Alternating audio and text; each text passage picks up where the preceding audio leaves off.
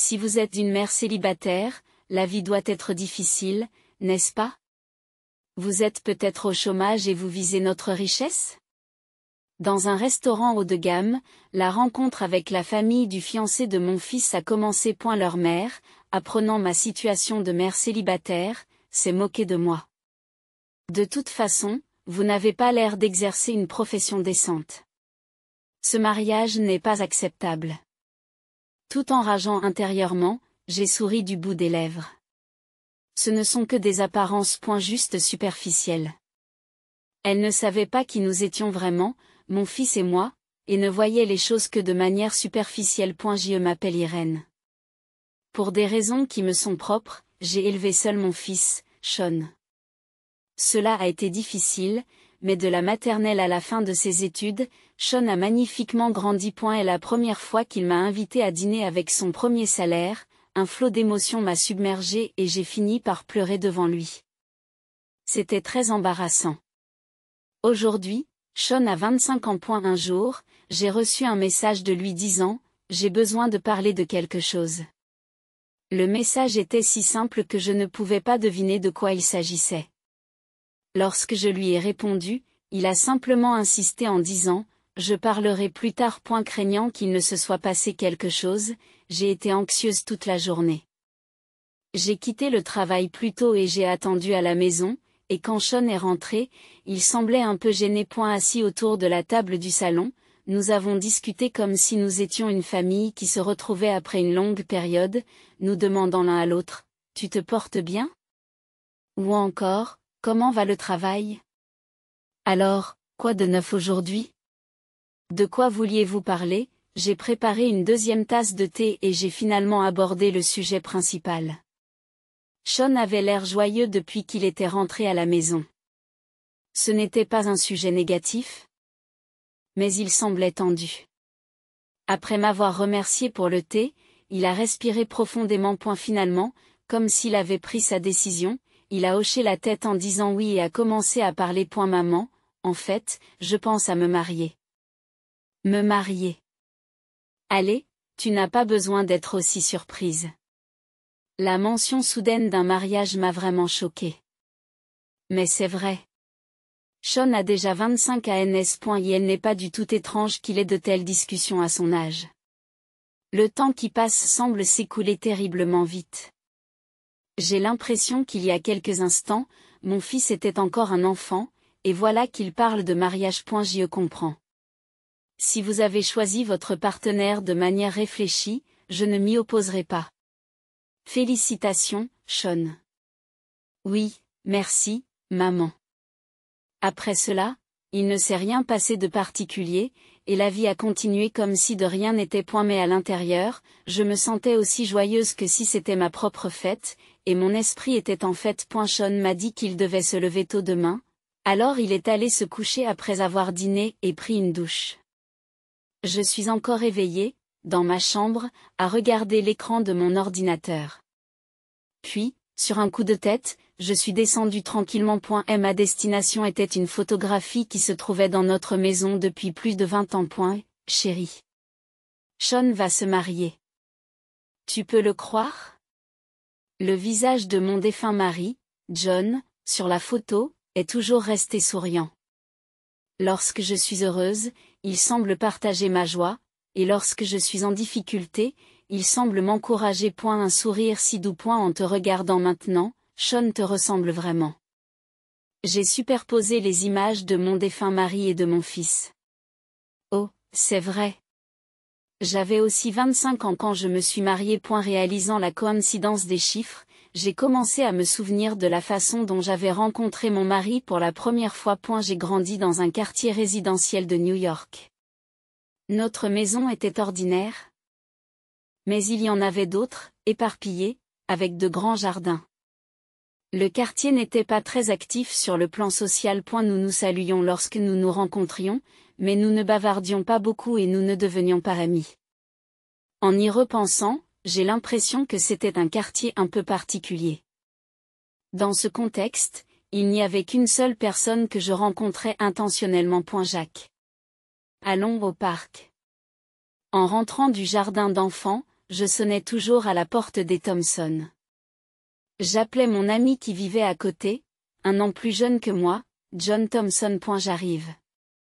Soulagé par la voix de l'interphone, j'ajustais mon sac rempli de jouets de bac à sable. Bientôt, la porte d'entrée s'ouvrirait, et lui et sa mère sortiraient par le grand portail. À l'époque, comme nous n'avions que 5 et 4 ans, un tuteur devait nous accompagner lorsque nous sortions jouer. Très bien, allons-y.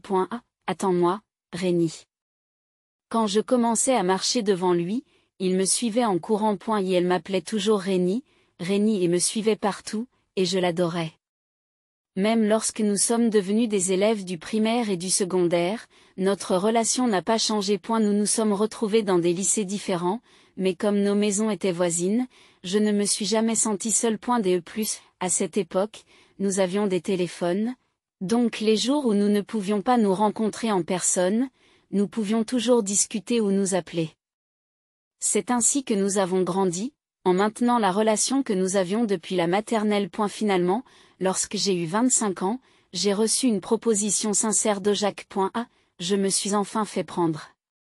J'ai pensé avec un peu de défiance, mais j'ai accepté au milieu des bénédictions de notre entourage. John et moi avons transformé notre amitié d'enfance en mariage. Nous jouissions d'une vie de couple heureuse. Mais un désastre nous a frappés sans crier gare. Tous les membres de la famille étaient vêtus d'une tenue de deuil noire. Mon fils de 2 ans était innocemment assis sur mes genoux. Ces 3 scènes n'ont jamais quitté mon esprit, même après toutes ces années. À l'époque, nous n'étions mariés que depuis 3 ans et l'éducation de nos enfants était encore un véritable défi. Pourtant, c'était sans aucun doute l'apogée de notre bonheur. Malgré cela, mon mari, John, a été impliqué dans un grave accident de la route qui a fait la une des journaux, et il n'est jamais revenu. Le jeune Jacques, qui m'avait toujours couru après, m'avait soudain dépassé et laissé derrière lui. Accablé par le chagrin, je passais mes journées dans le vide. J'ai inscrit Sean à la crèche et j'ai repris le travail.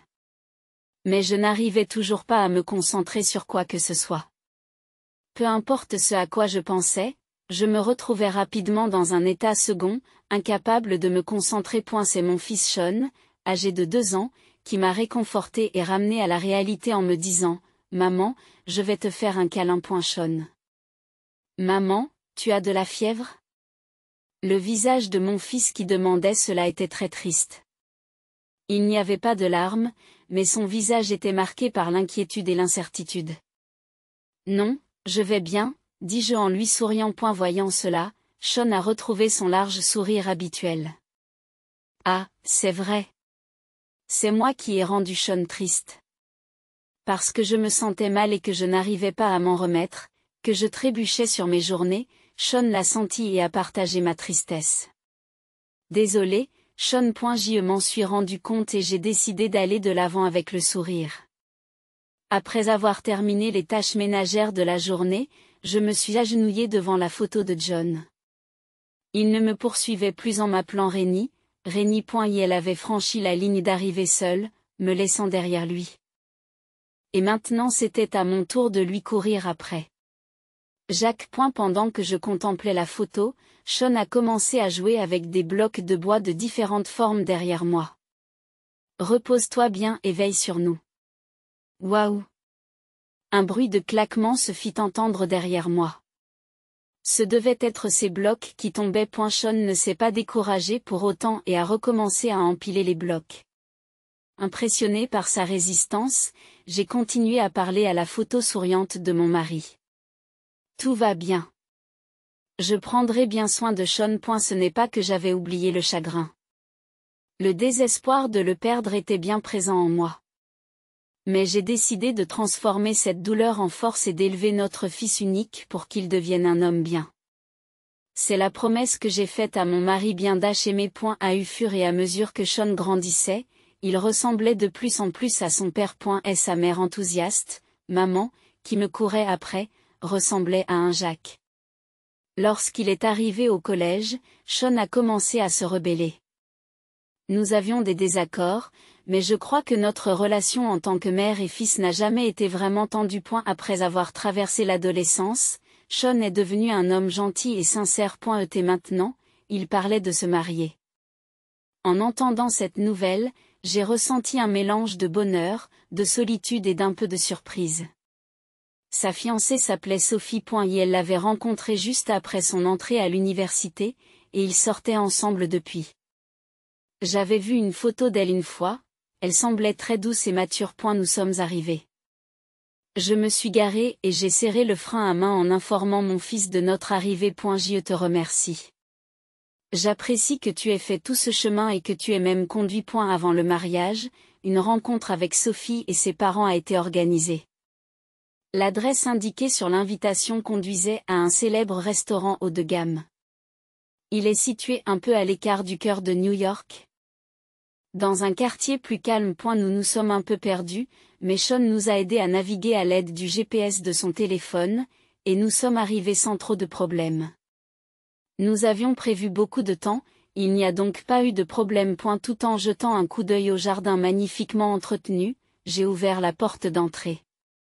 Au moment où la porte a bougé, une cloche a sonné. En entendant les deux sons, un membre du personnel est apparu à l'intérieur. Bienvenue. Bonjour, je m'appelle Sean. Nous avons une réservation pour un repas avec Sophie. Sean, nous vous attendions. Je vais vous guider maintenant. Nous avons suivi les indications de l'employé. Voici votre chambre. Nous sommes partis de l'entrée et avons emprunté un couloir jusqu'à une chambre située au bout à droite.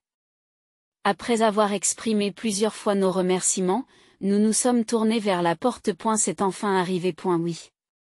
Sean a murmuré cela, puis a annoncé poliment, « Excusez-moi, c'est Sean », en ouvrant la porte. Et elle a répondu par un petit oui, puis a lentement ouvert la porte. Enfin, j'allais rencontrer la fiancée de mon fils. Rien que cette idée me rendait encore plus nerveux. Nous avons échangé des salutations formelles, et Sean et moi avons pris place en face d'eux, comme on nous l'avait demandé. Son père était absent pour cause de travail et arriverait plus tard. Soudain, j'ai senti un regard perçant. Excusez-moi, il y a quelque chose qui ne va pas. La personne qui me regardait était la mère de Sophie, Catherine. Son regard n'était pas seulement observateur lorsque nous sommes entrés toutes les deux, il était plutôt scrutateur, d'une manière désagréable. Non, ce n'est rien du tout. Elle a dit, mais j'ai eu l'impression qu'elle était dure. Svelte et portant des lunettes, elle m'a fait l'effet d'une personne stéréotypée et sérieuse, sans vouloir vous offenser. Après que Sean et moi ayons terminé une simple présentation de nos noms et de nos relations, ce fut au tour de Sophie de prendre la parole. Juste après avoir fini de saluer, j'ai vu Catherine donner un coup de coude à Sophie pour lui faire signe de parler. Je me demandais pourquoi elle avait besoin de lui faire ce signe au lieu de lui dire simplement « Allez-y, s'il vous plaît. Bonjour, je m'appelle Sophie. Merci beaucoup d'être venue si rapidement aujourd'hui. Sean et moi sortons ensemble depuis l'université. » Elle s'est présentée de façon très sérieuse, comme si elle lisait un script. Elle a tout raconté, de leur rencontre à leur passé. Je vous prie de nous accorder votre bénédiction aujourd'hui. Elle a conclu, puis a souri brièvement à Sean. Je pouvais comprendre à quel point il devait être gênant pour deux personnes habituellement si proches de se comporter soudainement de manière si formelle. Ensuite, c'est mon tour, dit Catherine en ajustant ses lunettes avec ses doigts avant de commencer à parler. Mais ce qui suivit fut moins une salutation qu'une insupportable séance de vantardise. Les membres de sa famille, y compris son mari absent, sont tous des fonctionnaires d'élite. Ils travaillent dans des départements comme le Trésor et le département d'État, occupant des postes importants au sein du gouvernement américain. Contrairement à son air sérieux, elle souriait fièrement en parlant. C'est vrai ? Je suis impressionnée.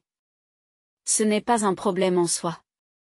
Je sais que de nombreuses personnes ont une grande confiance en leurs propres compétences. Cependant, ce qui m'a vraiment contrariée, c'est la façon dont Catherine a méprisé sa propre fille, Sophie, en disant que, malgré tout cela, Sophie n'est pas vraiment une bonne candidate. À travailler à la bibliothèque du Congrès. Sophie ne fait que regarder vers le bas. Mes deux fils aînés sont des élites, mais Sophie parle de suivre ses rêves. Sophie a choisi de ne pas poursuivre une carrière de généraliste, défiant la pression de sa mère pour suivre ses propres rêves. Elle fait un travail respectable. Une jeune fille vraiment merveilleuse, n'est-ce pas, lorsque je l'ai félicitée de la sorte, Catherine a ri. C'était un rire narquois d'une noblesse détachée. Après cet éclat de rire, elle m'a regardé droit dans les yeux et a continué.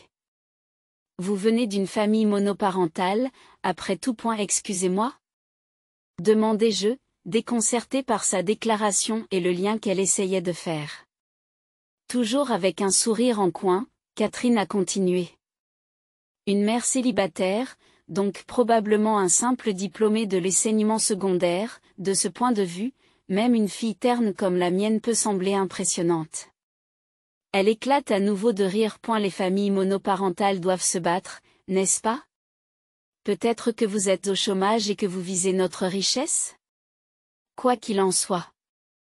Vous n'avez pas l'air d'avoir un emploi décent, supposa-t-elle.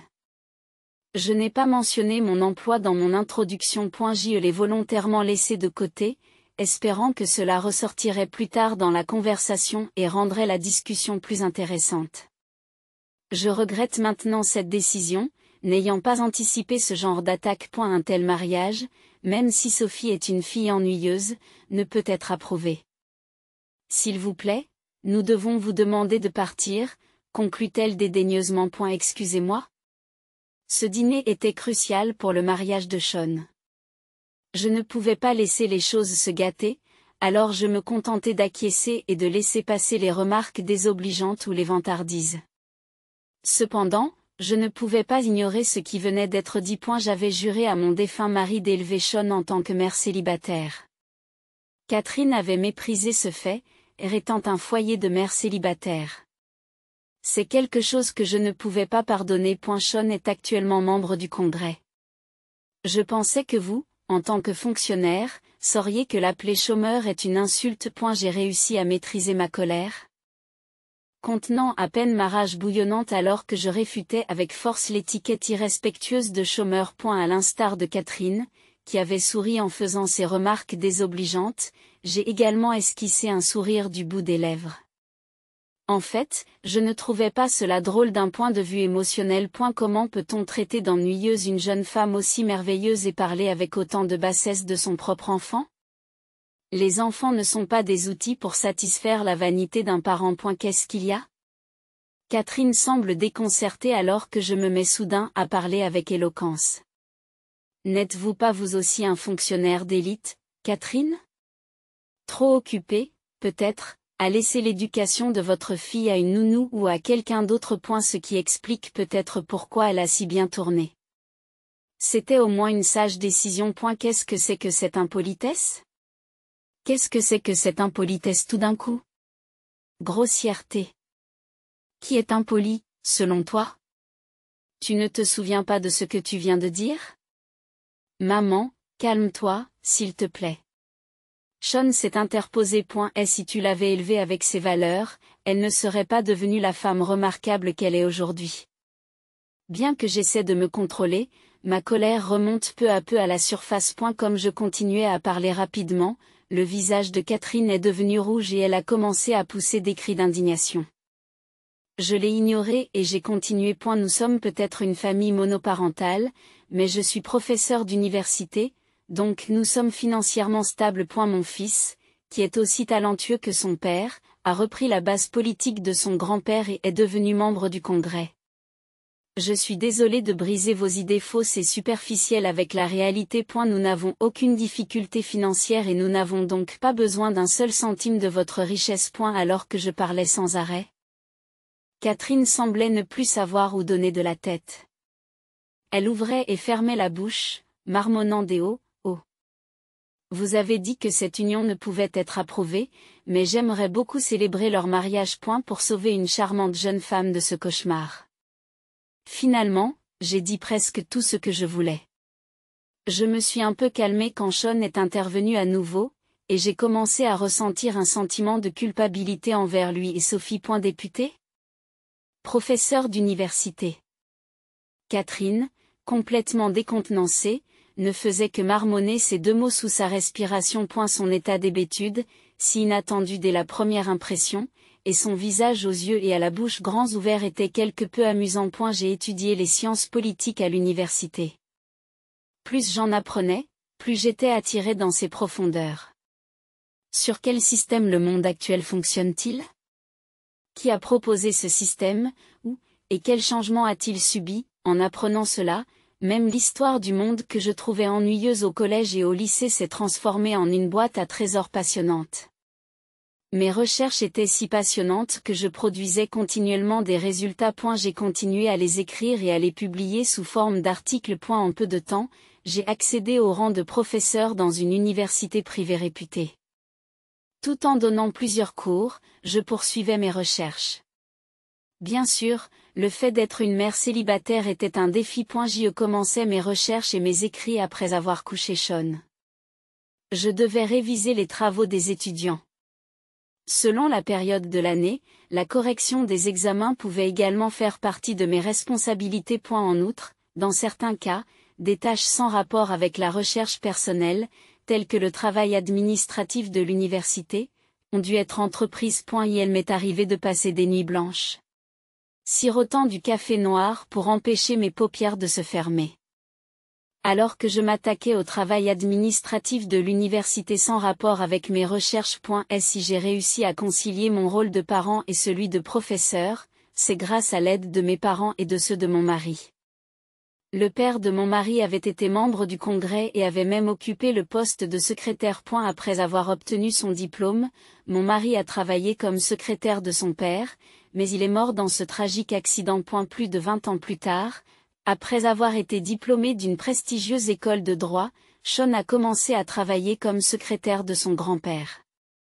Et tout récemment, alors que Sean atteignait l'âge de 25 ans, mon beau-père a pris sa retraite. Sean a alors repris sa base politique, s'est présenté aux élections et a été élu avec succès, devenant membre du Congrès. Désolé de vous avoir fait attendre, je suis Michael, le père de Sophie.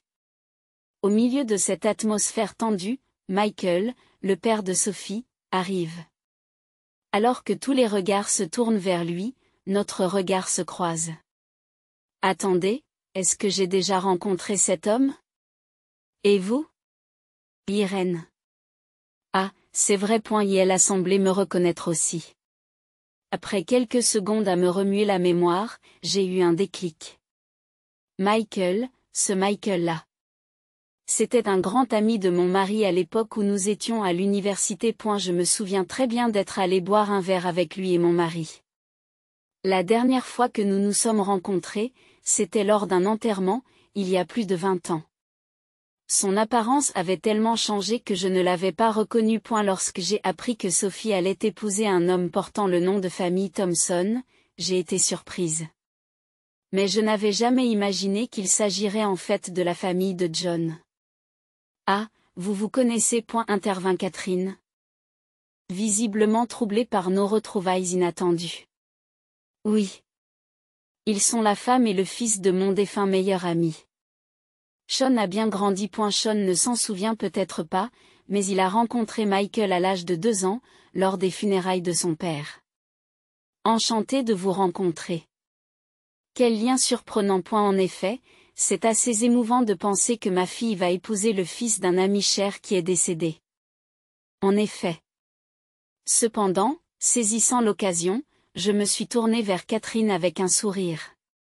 Il semble que votre femme ne soit pas tout à fait d'accord. Qu'est-ce qu'il y a, Catherine, de quoi s'agit-il? Michael l'interrogea. Eh bien, c'est... Michael la presse de répondre. Catherine était visiblement paniquée et peinait à répondre. Je l'ai aidée en répétant ces mots de mémoire. Elle a essayé de l'en empêcher en élevant la voix, mais cela a eu l'effet inverse. Cela a fini par prouver que mes paroles étaient vraies. Voyant une Catherine en larmes et visiblement bouleversée, Sophie a semblé sourire, un peu satisfaite. Irène, Sean, je suis vraiment désolée pour ce qui s'est passé. S'il vous plaît, n'annulons pas les fiançailles. Michael s'est excusé auprès de nous.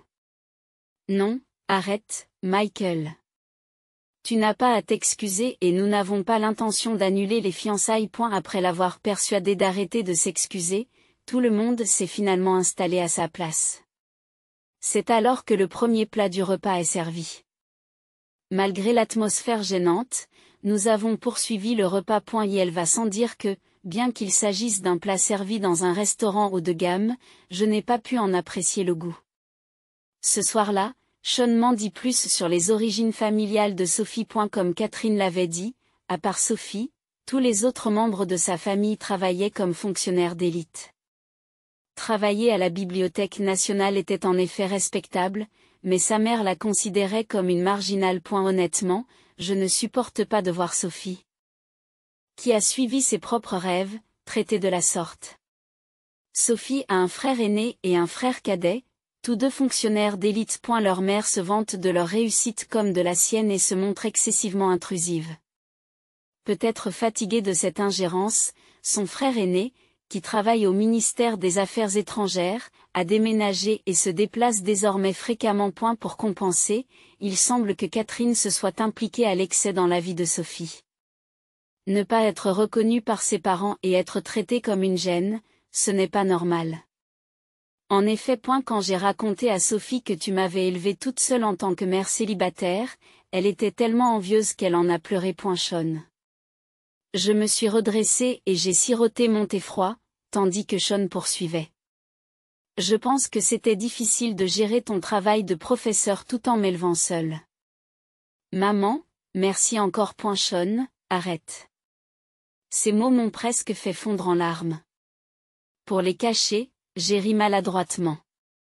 Même si je ne pouvais probablement pas cacher la rougeur de mes yeux. Ah, Sean l'idiot. Qu'est-ce que tu veux dire par idiot, je plaisante. Cette fois, j'ai ri sincèrement, en regardant mon fils droit dans les yeux. Quoi, semblait-il demander dans son regard. J'ai résumé tous mes sentiments en une phrase. De rien. Plus tard, Michael m'a présenté des excuses formelles au téléphone, bien que j'ai insisté sur le fait que tout allait bien. À propos de Catherine, commença-t-il. Après cette soirée, il semble que leur famille ait eu de sérieuses discussions. Il semble qu'elle s'immisce depuis longtemps dans les amitiés des enfants, y compris Sophie, en donnant divers avis non sollicités. Elle porterait des jugements arbitraires basés sur ses propres caprices, leur disant de fréquenter tel ami ou de couper les ponts avec tel autre. On lui a demandé à plusieurs reprises de cesser d'imposer ses idéaux aux enfants. Mais il semble que rien n'ait changé.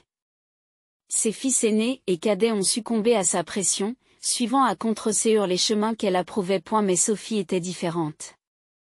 Malgré les commentaires désobligeants et la pression, elle a choisi sa propre voie. Michael a été très surpris que Sophie, qui semblait la plus timide des trois, soit celle qui ait tenu tête à sa mère. En fin de compte, les valeurs de Catherine n'ont jamais changé. Je lui ai dit plusieurs fois de reconsidérer ses pensées, poursuit Michael d'une voix plus grave. Je me fais vieux, et c'est avec beaucoup d'hésitation que j'ai décidé de divorcer de Catherine. J'ai décidé de divorcer de Catherine. C'est vrai, bien sûr, elle ne sera pas invitée au mariage de Sophie et Sean. Je ne la laisserai pas leur causer des ennuis, soyez rassurés. L'avenir de Catherine est incertain. Avec sa grande fierté à plus de 50 ans, un remariage semble improbable. Elle reste une fonctionnaire d'élite et devrait donc s'en sortir financièrement. Mais il est facile d'imaginer sa profonde solitude. Quel que soit le niveau d'éducation ou de réussite sur le chemin de l'élite, ceux qui regardent les autres de haut finiront par être eux-mêmes regardés de haut. Un bon titre professionnel ne signifie pas nécessairement une bonne personne. À cet âge, avec un fils adulte, j'en ai pris conscience une nouvelle fois. Le mariage de Sean et Sophie a été très important en raison du travail de Sean. Beaucoup de gens se sont rassemblés, et tous ont béni mon fils. En tant que mère, c'était une scène incroyablement joyeuse. Aujourd'hui, je me suis autorisée à pleurer ouvertement. Maman, tu pleures encore. Sans que je m'en rende compte, Sean était devant moi, taquinant mes larmes. Essuyant mes yeux à plusieurs reprises avec un mouchoir en papier, j'ai réussi à répondre, on ne peut rien y faire. Tu comprendras. Dans 20 ou 30 ans. Voir l'enfant que vous avez élevé avec soin trouver quelqu'un de spécial et vous quitter est un sentiment que l'on ne peut comprendre sans l'avoir vécu. C'est autant une source de solitude que de joie. Après tous ces événements, je suis rentrée seule à la maison. La chambre de Sean était presque vide. Les larmes menaçaient à nouveau, mais je les ai étouffées, m'attendant à ce qu'on se moque de moi. Tu pleures encore. Jacques, comme la ville s'est calmée avec la nuit, mon cœur a fait de même. Comme d'habitude, j'ai parlé à sa photo. Le mariage de Sean était vraiment merveilleux. Ça aurait été super que tu puisses y assister aussi. Bien sûr, il n'y a pas eu de réponse. Sean était très attiré par cette fille qui avait l'air si triste lors de la réunion de présentation. En plus de l'histoire que Sophie avait racontée lors de leur présentation, Sean m'a raconté d'autres faits. Malgré la pression et l'influence de sa mère, Sophie souffrait. Inquiet, Sean a continué à lui tendre la main tous les jours. Finalement, elle s'est ouverte à lui et a commencé à partager ses sentiments. Et elle est persévérant, n'est-ce pas? Je me demande de qui il tient ça. Rémi, je me souviens du garçon qui me suivait depuis toujours. Après avoir tant parlé, j'ai mis les bonbons que j'avais reçus en souvenir à côté de lui. Tu te souviens de ce que je t'ai dit? Alors que j'étais anéanti par sa mort, Sean, 2 ans, m'avait encouragé à continuer. J'avais alors fait la promesse unilatérale de bien m'occuper de Sean. Avais-je réussi à tenir cette promesse? Dans l'espoir d'obtenir une réponse, j'ai affiché une photo de Sean datant d'aujourd'hui sur mon téléphone et l'ai dirigée vers la photo de John. Qu'en pensez-vous? J'ajuste le téléphone. Je jette à nouveau un coup d'œil à la photo de Sean et ne peux m'empêcher de rire. Vous ne vous ressemblez pas trop tous les deux? J'ai toujours pensé qu'ils se ressemblaient. Même si je le savais. Leurs visages souriants étaient si semblables qu'ils pouvaient presque être la même personne. Même en tant qu'épouse et mère, j'aurais pu confondre l'un avec l'autre. Trouvant cela amusant, je me suis remis à rire. Au milieu de mon rire, j'ai cru entendre merci, Rémi. Ce n'était sans doute que mon imagination, mais la photo souriante avait l'air de dire cela.